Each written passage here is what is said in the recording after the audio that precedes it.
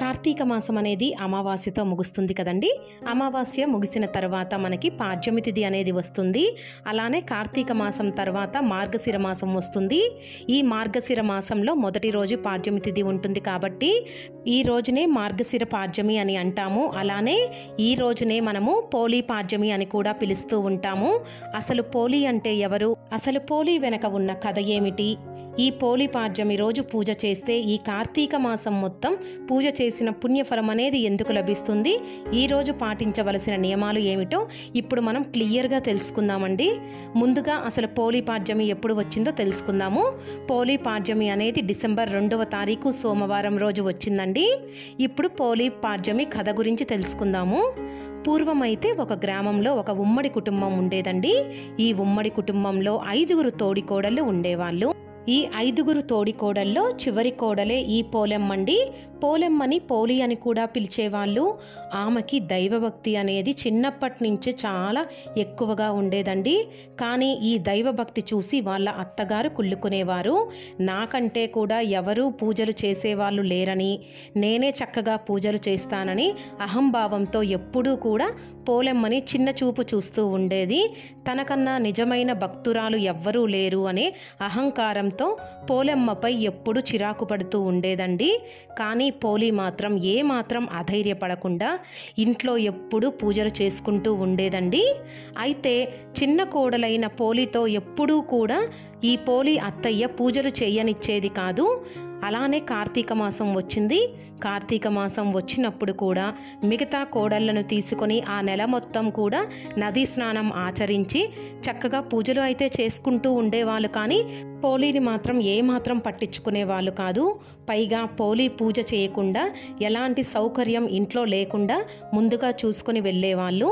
కానీ పోలీ మాత్రం ఏమాత్రం అధైర్యపడలేదు.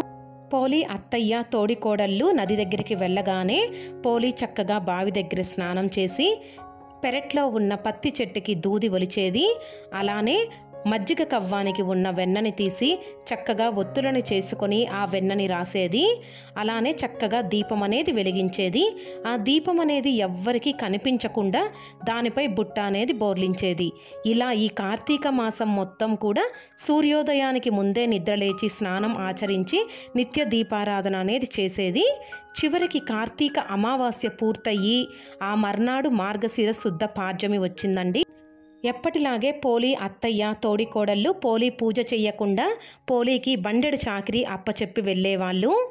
ఈరోజు కూడా పోలి ఎప్పటిలాగే చకచక ఇంటి పనులు మొత్తం పూర్తి చేసుకొని కార్తీక దీపం అనేది వెలిగిస్తుంది. ఎన్ని కష్టాలు వచ్చినా ఎన్ని అడ్డంకులు ఎదురైనా కూడా పోలి చక్కగా భక్తి శ్రద్ధలతో కార్తీక మాసం మొత్తం కూడా దీపం అనేది వెలిగిస్తుంది. ఆమెకి ఉన్న భక్తిని చూసి దేవతలంతా ఎంతో ముచ్చటపడి ఆమెకి ఆశీర్వాదాలు అందజేస్తారు. ఆమెను ప్రాణం ఉండగానే స్వర్గానికి తీసుకొని వెళ్లేందుకు పుష్పక విమానంతో దేవదూతలు ఇంటికి వస్తారు. అప్పుడే ఇంటికి చేరుకున్న అత్తగారు మిగతా 4 కోడళ్ళు ఆ విమానాన్ని చూసి ఆశ్చర్యపోతారు. అది తమ కోసమే వచ్చిందని ఎంతో సంతోషిస్తారు. కానీ అందులో పోలీని చూసి ఎంతో ఆశ్చర్యపడతారు. తాము కూడా స్వర్గానికి వెళ్ళాలన్న తాపత్రయంతో పోలీ కాళ్ళు పట్టుకొని వేలాడుతూ ఉంటారు. వాళ్ళు పోలీ కాళ్ళు పట్టుకొని ఎంత వేలాడినా కూడా ఏమాత్రం ప్రయోజనం ఉండదు. ఎందుకంటే విమానంలో ఉన్న దేవదూతలు పోలీకి మాత్రమే స్వర్గానికి వెళ్ళేందుకు అర్హత అనేది ఉంది, అందుకోసం మీరు కిందకి వెళ్ళండి అని వాళ్ళని అక్కడే నెట్టివేస్తారు. అందుకే ఈ రోజుని మార్గశిర శుద్ధ పాడ్యమిని పోలీ పాడ్యమి లేదా పోలీ స్వర్గం అని అంటారు. దీనిని బట్టి మనకి అర్థమైనది ఏమిటంటే అహంకారంతో చేసే పూజలు ఎప్పుడూ కూడా మంచి ఫలితాన్ని ఇవ్వవు.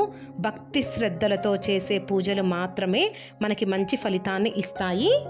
అందుకోసం మనలో ప్రతి ఒక్కళ్ళు కూడా ఈ కార్తీక మాసంలో ఏ రోజైనా కానీ మనకి దీపం పెట్టడం కుదరకపోతే ఈ పోలీ పాడ్యమి ఒక్కరోజైనా దీపం వెలిగిస్తే ఈ కార్తీక మాసం మొత్తం కూడా పూజ చేసిన పుణ్యఫలం అనేది లభిస్తుంది.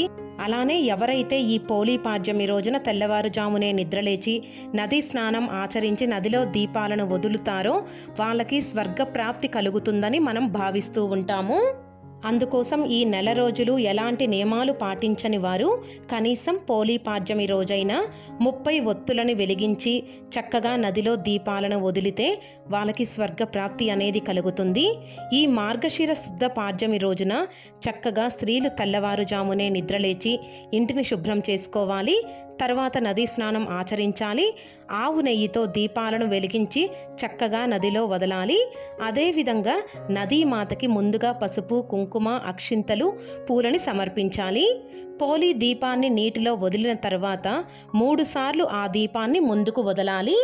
నదిలో దీపాలను వదిలేటప్పుడు 3 సార్లు ముందుకు తోస్తూ పోలీ స్వర్గం కథను చదువుకోవాలి.